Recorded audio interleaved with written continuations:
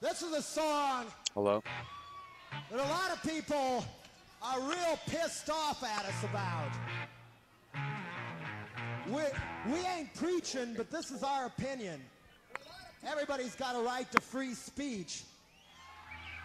And this song is about the fucking rednecks and the fucking jocks who bring in their bullshit macho attitudes to these shows, try to wreck them by starting fights, spreading around their bullshit racist attitudes.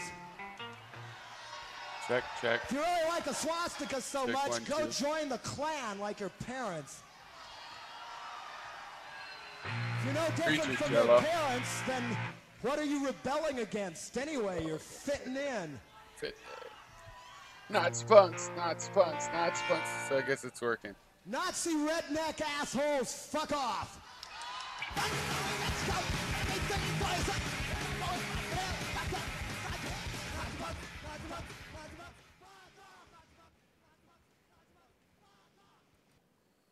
There you go. That's a classic. Totally working. All right. So I really noticed the conservatives are just obsessed with AOC. That's what we call Alexandria Ocasio-Cortez. AOC, boy, that woman is on point. And yeah, just keep talking about her. That's fine with me. I mean, Trump has totally normalized. Like, it's funny. People push the Overton window in the direction that they, advocate or whatever. Generally, that's the idea. Whatever extremism they normalize, that's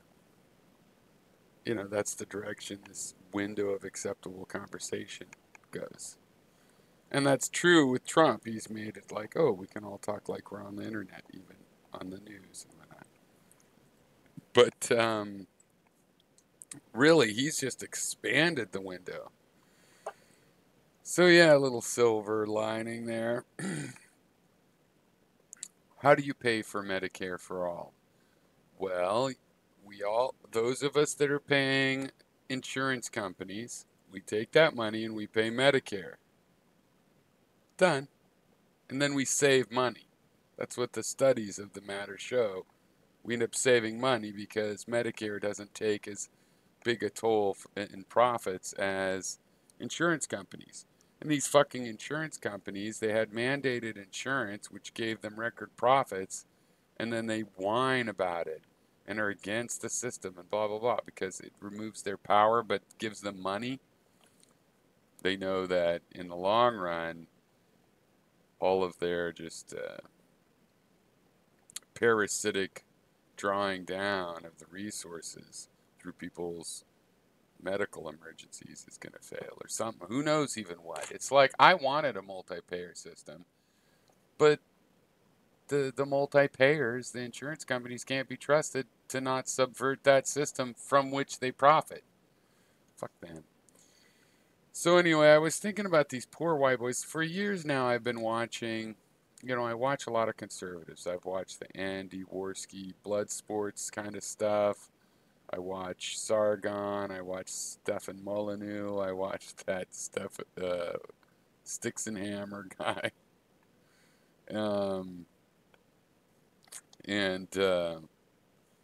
Which is basically like watching Hitler Garden. But I just recently saw this guy Destiny, who's been arguing it with him for years, and his name has come up, but I just figured he was another one of these alt-right guys. I didn't know, he's kind of in the mix on the liberal side, and he really tears a hole through those guys. But anyway, I was listening to some argument like that. I don't know if it was a Destiny one or not, but the other guy was like, he was making his plea like this. Well, what if the right wing was to get the upper hand in society and started deplatforming, what if right-wingers owned all the businesses and started deplatforming left-wingers? And it set off a ding in my head, because as you grow older, You know, the idea is that you're going to get old ideas, but people think in terms of like that an old person's going to start thinking like an old person, which means how an old person thought when they were young. No, you're going to think like yourself. You grew up in punk rock or you grew up with rap, you're going to like the same music and all of that. But the ideas just drift in time. And it's not that the ideas get old, it's that the new ideas don't have the frame of reference. See, when I was young, it still was the case that liberals were being deplatformed. And as far as I'm concerned, it's happening right now. Until Trump, you couldn't talk about socialism in public and be taken seriously on the TV station. You know, and if you talked about it, you wouldn't even be taken seriously from the point of view that they'd cover you and try to trash you. They would just ignore you. Right? Right wingers being in control of businesses, and frankly, I still feel that way. Just because somebody doesn't hate gays, you know, on an economic level, the owners of Google, you know, are not liberals as far as we've seen so far.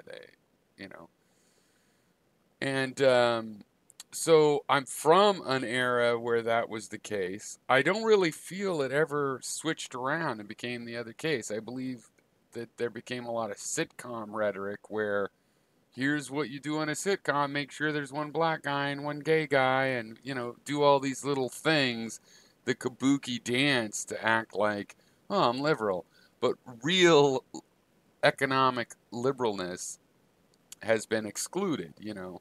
The idea that you would tax the rich. The idea that you could take the money you pay insurance companies, give it to Medicare, and have a better system. The idea that, yeah, you could take money you aren't spending yet as a government and pay for free college, and that would cost you $70 billion instead of raising the fucking defense budget $80 billion. Right? You could save $10 billion and get education for everybody out of it. But what really struck me about this comment that, hey, you know, what if you know, was just this difference that some of these 20-year-olds, they really have grown up in an era where, yeah, some people are saying, oh, white men are bad and boys could be rapists. You better be careful and learn not how to rape. What? What? What do you mean? I thought it was obvious what a rape. You know, and I sympathize. I have a drop of sympathy for it because, I mean, only a drop because I think it's pretty clear. It should be pretty clear to any of these young white boys that everything's going to be fine. People talking bad about them, you know, the society's given you a taste of what it's like to be under racism. You like having sex with girls, and you'd like to do it someday. You think you'd like to do it. You think you like having sex with girls. You hope, you wish. Oh, you're a rapist. What? No, I'm just. You're white. Oh, you are fucking over other people. That's what you do. Your race is a fucking over other people race. It's giving you this feeling of racism, but it's like a vaccine. It's not the real polio. It's not the real racism. It feels bad, and you can get a taste of that feeling, but when you grow up, you're actually eligible for all the jobs, and nobody's actually going to exclude you from anything. But it's scary, right, to hear everybody talking about how they have a bad attitude when you go to a job interview and everybody at the company's all diverse. Oh, it makes you a little nervous, huh? Yeah, that's what it feels like to have racism against you. And I was realizing, even though because of the era I'm from, I realized that, you know, you're not really under any threat. It's just people giving you a hard time. Like you say, being black. Oh, some people might say things, but it doesn't really matter. No, it really does matter. And they really are getting shot by the cops more and etc. So imagine that. Imagine if it wasn't just the feeling that you have, but society was actually taken out on you, and every once in a while you got killed or one of your cousins got killed, and you knew it was no good reason, no good justification. So I have some sympathy, but really it's just a test for you. It's like, yeah, society created this atmosphere where you could get a taste of what it's like without actually being discriminated against in any material way. Maybe a few girls date a black guy instead of you because he seemed cooler because you were just a white guy. Oh no. But I think that's what they're going through, and it's kind of funny because maybe there's something sincere to some of these guys. I don't think the ones that are, not the Stefan Molyneux and not even the Sticks and Hammers, but some of the people in their audiences, they might actually be searching for some sort of an answer and reacting to, yeah, I just got the racism vaccine and I feel like I'm a victim of racism. I don't feel like I just got a vaccine so that I would know what it was like and therefore not be a racist. No, and that's the choice. Basically, when you feel that, you could go, hey, it sucks. When I moved to Hawaii, one of the things I'd heard it was a little racist and stuff, and I took kids. And I thought, well, at least we'll learn, what it's like to not necessarily be a favored race or. And what I learned was that it sucks. There's nothing good about it. It'll ruin your life. It's terrible. There's absolutely no redeeming qualities. You're not going to learn any lessons that tend to make you a better person. You're going to have to struggle to remain a better person. And racism just sucks, and you should never go anywhere where you're going to be a victim of any kind of racism whatsoever in the society. And frankly, that includes the poor white boys. We should not be racist against the poor white boys. They should also, man up about it and realize that it's just a spider. They're not really in danger. And basically, we can all get on the same page. And as far as white people becoming a minority in the United States, we're already a minority in the world. It's inevitable. The world's mixing. This is the way it's going to go. We're all going to mix into kind of some mixy kind of, 22nd century race. And insofar as it's not going to be immediate, we should just get all on the let's not be racist page before we lose all our power, right? Because if we do it after we lose all our power, people go, yeah, that's kind of bullshit. But if we do it before it's too late, then maybe people would believe us and we don't have to suffer the same kinds of degradation and attack for our descendants as we perpetrated on their ancestors. I think that would be a really good deal. As far as I could see, the deal is being offered and we just have to take it.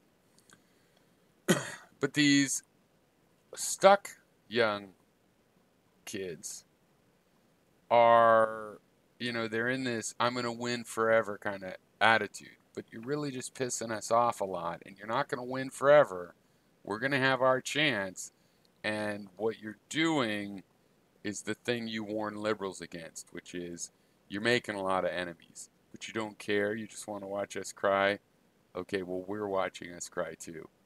And, we're not saints either. So when the turnaround comes to the turnaround, don't be asking for any mercy. Where we really are in this society is that everybody wants to convince everybody else, I have an idea. You should have that idea. Here's why, here's why, here's why. And the other guy's like, no, here's why, here's why, here's why. And both of you should listen and get as far as you can on agreeing with the other person. And then that last bit where it's like, oh, but you're still wrong. You didn't believe this. You didn't change that. And, oh, no, you didn't believe this. And you didn't change that. That's what you're expecting. Differences. You can try to convince the other person forever, but it's only going to go so far, and then you're going to have a difference, and you're going to have to move to the next level where you're like, wow, we differ. You don't think there's free will, and I think there is willpower. We can't even agree on the terms, but let's fund the school. Let's build a road. Let's make sure the trash is picked up in the park. Let's find things we agree on, even though we have differences. But you're still obsessed with like, no, you have to agree with me. Well, that's not going to happen. That's not what democracy is about. When you take liberty and you put it together with democracy, and with the rule of law, you don't get everybody believes the same thing. You get that everybody has the same standards, and they're minimal standards, and they don't impose on people in ways that are unnecessary. But some of the things are really important, like people that are, anti-abortion are real, they think it's murder. That's a pretty serious thing. So we even have serious things like that we're disagreeing on, and you're just going to have to expect it. You could try to convince the person of the pro-choice, or convince them of the anti-abortion, or convince them of whatever you try, and it might work time here and a time there. But basically, we have differences, and we have to, the puzzle before you is not how to make that other person think your idea. The puzzle is, what do you do given that you have different opinions right now?